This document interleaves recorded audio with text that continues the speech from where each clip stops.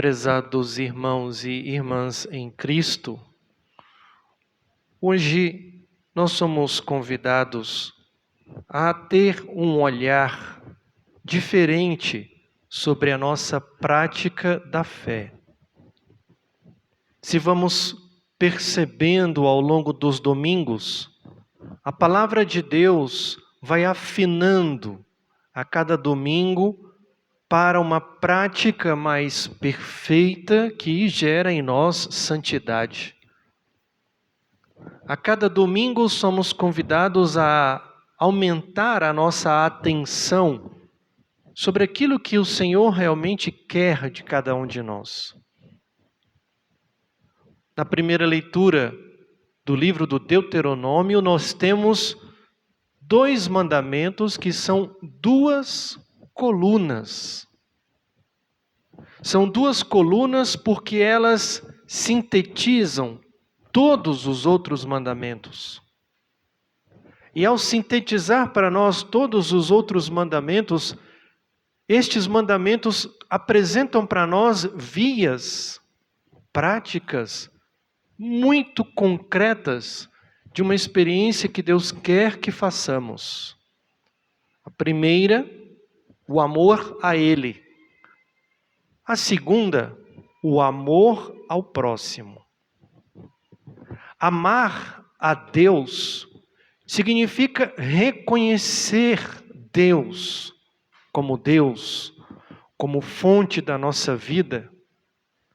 Significa aprender qual é a vontade de Deus para nós.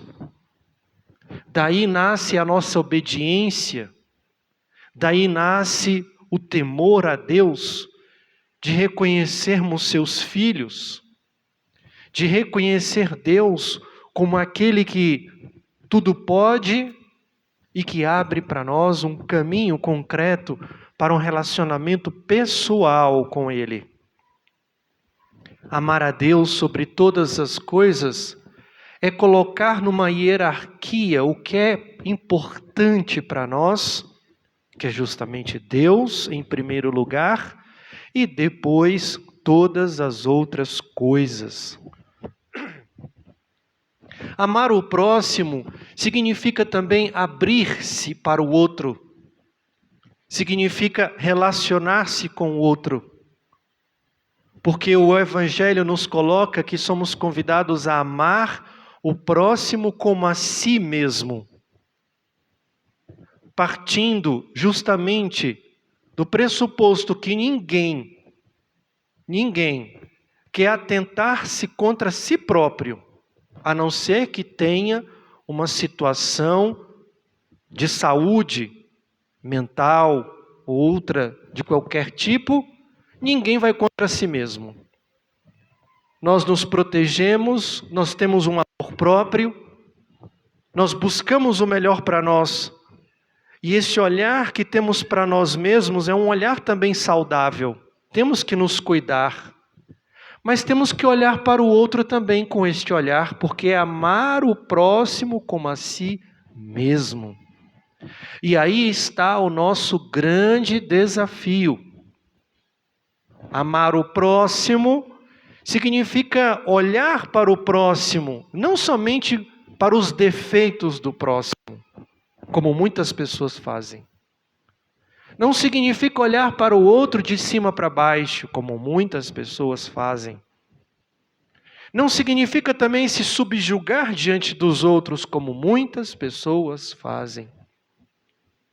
O amar ao próximo é uma relação de equilíbrio, uma relação justa, onde, gostando de mim mesmo, cuidando de mim mesmo, também quero o melhor, como quero para mim, para o outro. E aí, então, podemos construir não somente relacionamentos, mas podemos construir e manifestar o reino de Deus. O próprio povo de Israel é convidado a fazer essa experiência e Jesus, hoje no Evangelho, nesse diálogo com o mestre da lei, traz à tona estes 2 mandamentos que são importantíssimos para a vida do fiel.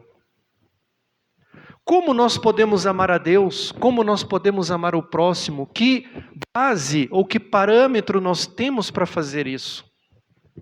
A segunda leitura de hoje, ela é muito importante.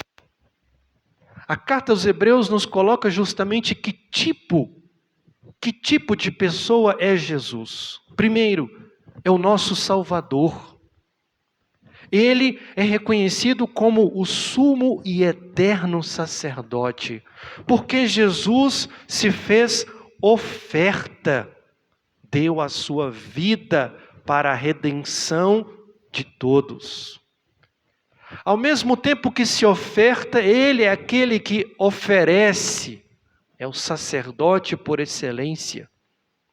Sofreu, doou-se, entregou-se para que acontecesse a redenção. Não há prova de amor maior do que dar a vida pelos seus. Vamos ler este versículo em outras passagens. Jesus mostra para nós como deve ser o nosso amor para o Pai. Nós somos e devemos ser ofertas agradáveis a Deus. A nossa vida tem que glorificar a Deus. E nós glorificamos a Deus quando buscamos a via das virtudes, quando nós buscamos o amor como experiência cristã. Nós somos ofertas e glorificamos a Deus quando somos os instrumentos do próprio Deus, instrumentos de paz, instrumentos de justiça, instrumentos da boa nova. É somente assim, entrando nesta dinâmica do amor, é que nós então podemos crescer em santidade e alcançar a salvação. Jesus, nesse diálogo com esse mestre da lei, nos coloca algo importantíssimo. Amar a Deus de todo o coração, de toda a mente, com toda a força, e amar o próximo como a si mesmo, é melhor do que todos os holocaustos e sacrifícios. Muitos católicos entram numa novena atrás da outra. Rezam terços de manhã, de tarde, de noite, de madrugada. Mas continuam sendo pessoas intragáveis, continuam sendo pessoas que são instrumentos de separação, continuam sendo pessoas egoístas, continuam dividindo as pessoas e não são sinal de graça para ninguém. Amar a Deus sobre todas as coisas e amar o próximo é melhor do que estes sacrifícios e essas rotinas, entre aspas, espirituais que nós nos submetemos, quando as nossas relações, onde o amor precisa reinar e se manifestar, não acontece. Não adianta entrarmos nessa ciranda de novenas, de terços e etc., quando nós não incorporamos a vida concreta do amor.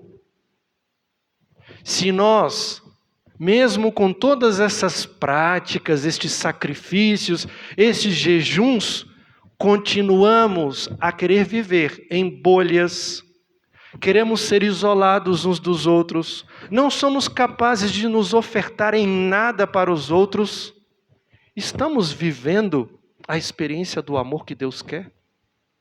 Ou estamos nos enganando com sacrifícios superficiais que não geram em nós conversão, nem santidade, quanto mais salvação?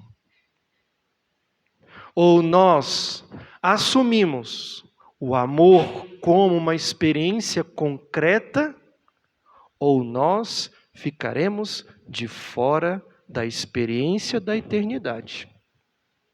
Ou cada um de nós se abre de verdade na experiência do amor para o próximo e para com Deus, ou então ficaremos perdidos em rotinas, sacrifícios e uma vida de fé superficial. Temos que ter muito cuidado nos tempos atuais. Propostas, modelos de vida que muitas vezes são muito rigorosas, muito bonitas de serem ditas, mas que não geram uma vivência real do que Cristo quer de nós. É importante despertarmos para o que realmente o Senhor quer de cada um de nós. E sem descobrir a vontade de Deus, que é manifestada para nós na palavra de Deus, nos sacramentos, na própria igreja e na face do irmão que se achega a nós, ficaremos achando e vivendo achismos espirituais. É importante neste último domingo do mês que fomos convidados à missão.